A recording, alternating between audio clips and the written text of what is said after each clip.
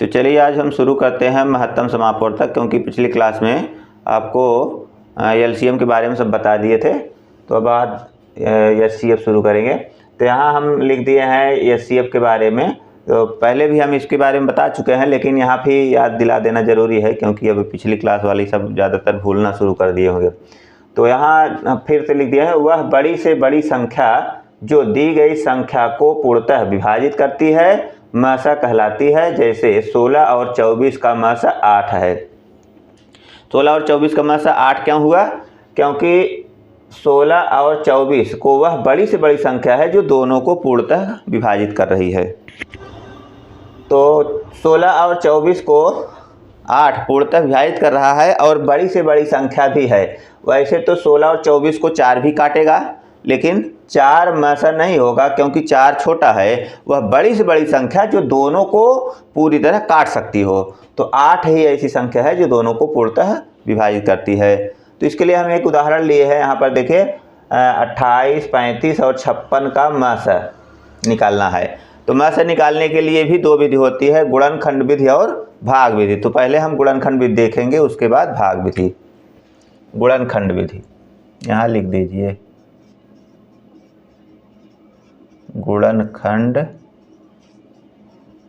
विधि। गुणनखंड विधि में सभी संख्याओं का गुणनखंड करके लिख लिया जाता है। पहले हम 28 का गुणनखंड करेंगे। 28 का खंड करने के लिए अगर काटने में दिक्कत हो तो इस तरह से लिखकर काटेंगे। 2 से काट देंगे 14 हो जाएगा, फिर 2 से काटेंगे 7, फिर 7 से काटेंगे 1। तो आया कितना? 2 गुणे 2 गुणे 7। फिर हम 35 का खंड करेंगे। 5 सते 35, इसका तो सीधा हो जाएगा। ऐसे 56 को काट लीजिए।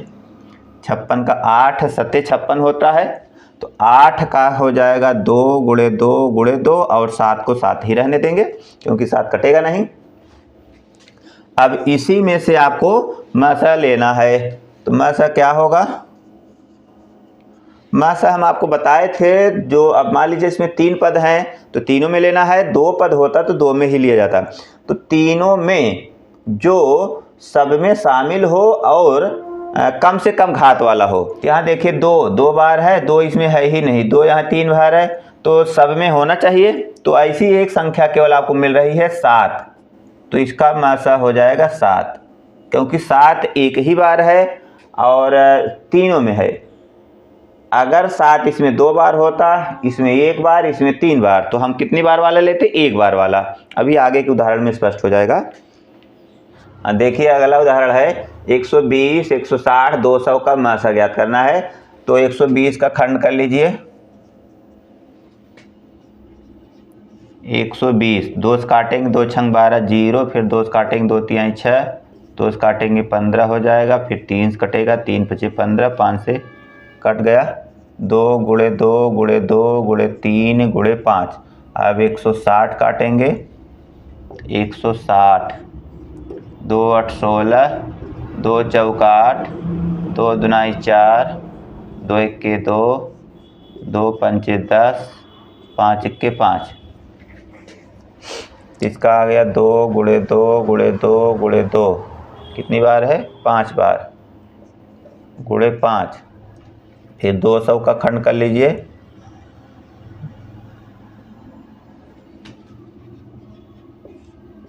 2 से काटेंगे 100 हो जाएगा, फिर 2 से काटेंगे 50, फिर 2 से काटेंगे 25, 5 से काटेंगे 55 25, 5 इक्के 5। तो 2 3 बार आया है, 5 2 बार। अब इसमें से आपको मासा लेना है। मासा अब देखिए 2 इसमें 3 बार है, 2 इसमें 5 बार है, 2 इसमें 3 बार है। तो हमें छोटी घात लेना है। लसा में बड़ी घात लेते थे, लेकिन मासा में बड़ी घात, महत्तम माने बड़ा होता है तो छोटी घात, लघुत्तम माने छोटा है तो बड़ी घात। इसमें उल्टा काम चलता है। तो यहाँ आपको 2 कितनी बार लेना है? कम से कम 3 बार है। और यहाँ देखिए 5 1 बार, 5 1 बार, 5 यहाँ 2 बार। तो कितनी बार वाला लेंगे?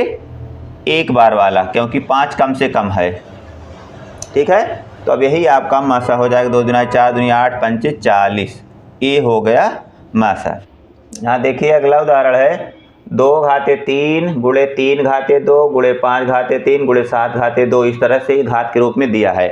तो इसका आप सीधा सीधा उत्तर लिखना शुरू कर सकते हैं, क्योंकि इसमें खंड उंड कर दिया गया है।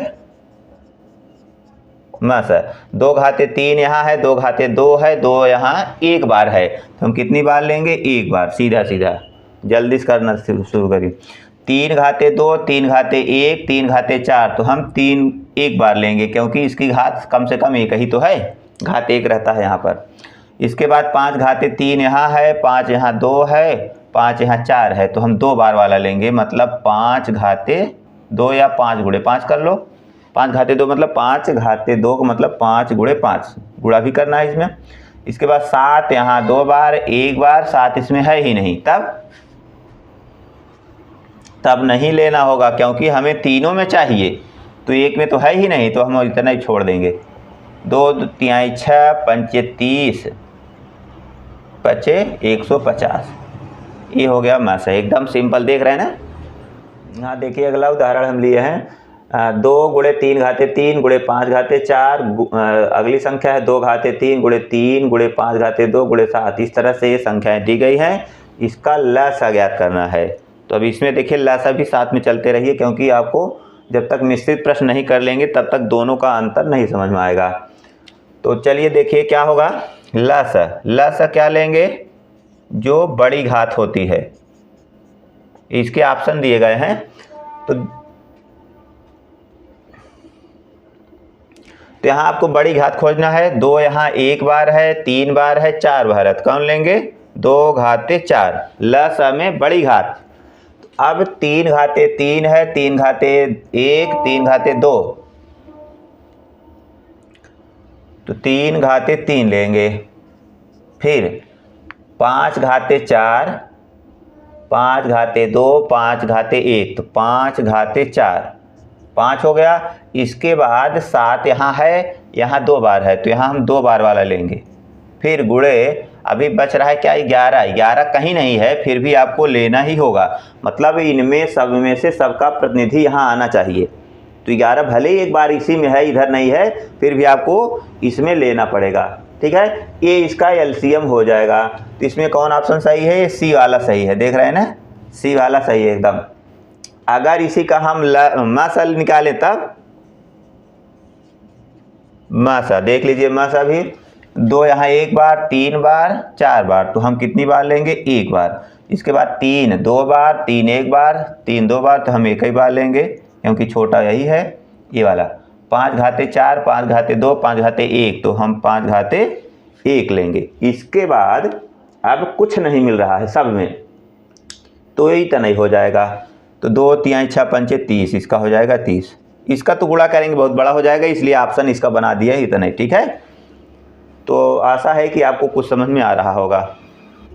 अब देखिए अगला उदाहरण है 0.54, 1.8, 7.2 का मासा है। तो भिन्नों वाला मासा निकालने के लिए आपको भिन्न को पहले बटे में कर देते हैं, तो बटे वाला सूत्र से निकाला जाता है। तो इसको हम लिख सकते हैं 54 को 0.54 को लिख सकते हैं 54/100, और 1.8 को लिख सकते हैं 18/10, और 7.2 को लिख सकते हैं 72/10। ये कहाँ से आया? ये तो जानते होंगे दशमलव वाला नियम। दशमलव के बाद इधर 2 अंक है, तो इसके बटे हम 100 कर देंगे, दशमलव खत्म हो जाएगा। दशमलव के बाद इधर 1 अंक है, तो हम ए बटे 1 0 मतलब 10 लिख देंगे, तो इसका दशमलव खत्म हो जाएगा। यहाँ भी दशमलव के बाद 1 ही अंक है, तो हम यहाँ 1 0 मतलब 10 का ऊपर नीचे गुणा करेंगे, तो ये दशमलव खत्म हो जाएगा। मतलब सीधा आप बटे कर देंगे तो दशमलव खत्म हो जाता है।